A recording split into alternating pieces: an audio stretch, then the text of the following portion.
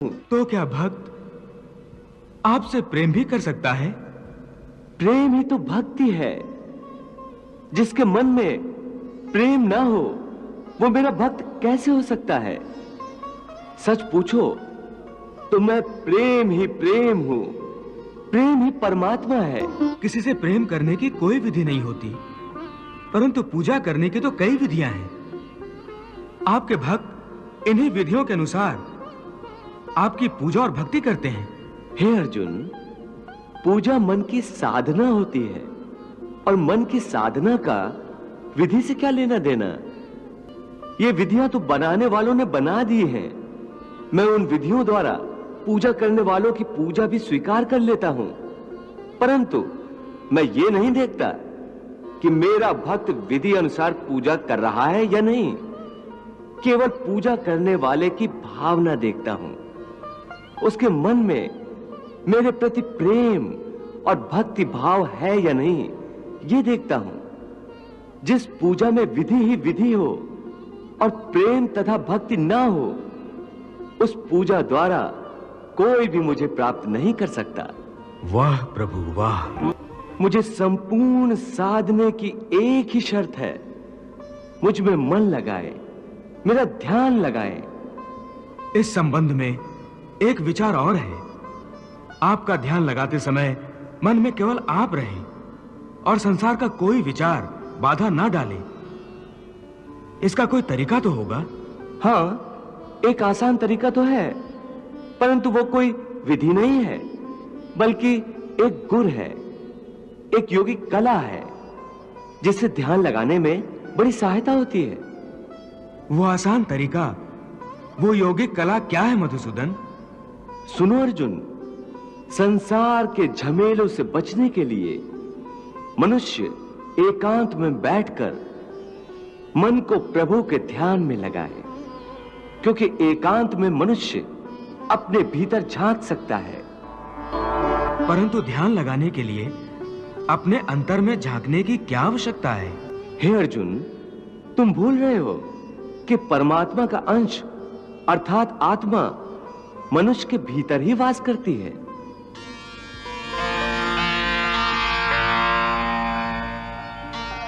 इसी आत्मा से संपर्क ही प्रभु से मिलन का पहला चरण है।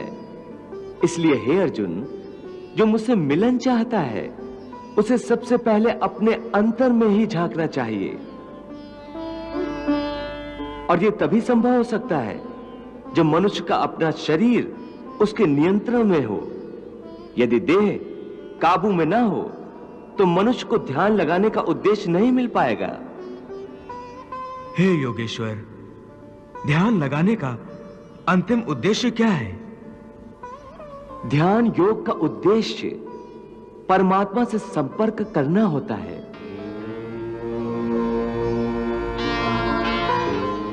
परंतु इसके प्रथम चरण में मनुष्य को आत्मशुद्धि प्राप्त होती है, स्वच्छता मिलती है और ध्यान लगाने वाले का अंतर निर्मल हो जाता है। हे अर्जुन, जब तक मनुष्य अपने अंतर की शुद्धि नहीं कर लेता, परमात्मा से ना तो संपर्क कर सकता है और ना ही आत्मा परमात्मा में लीन हो सकती है।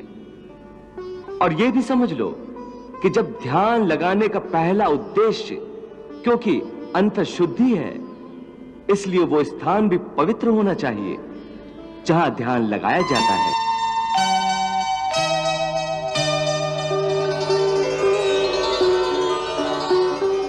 हे अर्जुन, मेरा ध्यान लगाते समय मनुष्य को चाहिए कि वो अचल बैठकर अपनी पीठ, सिर और गले को समान और सीधा रखे और अपनी दृष्टि को अपनी नाक के अगले भाग पर इस तरह जमाए कि दूसरी सारी दिशाएं आंखों से ओझल हो जाएं।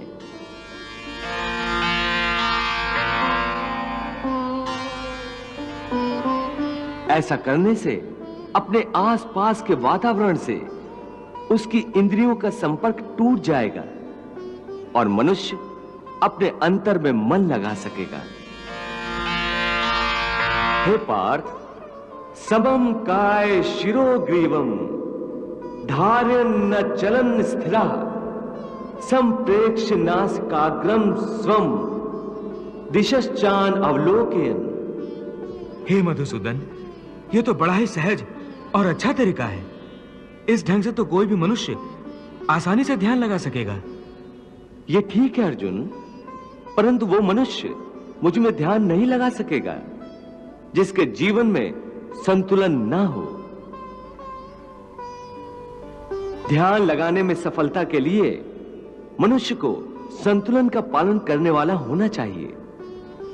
मेरे भक्त को चाहिए कि वो ना इतना खाए कि यूं लगे जैसे वो केवल खाने के लिए जीता है, ना ही इतना कम खाए कि हड्डियों का ढांचा बन जाए।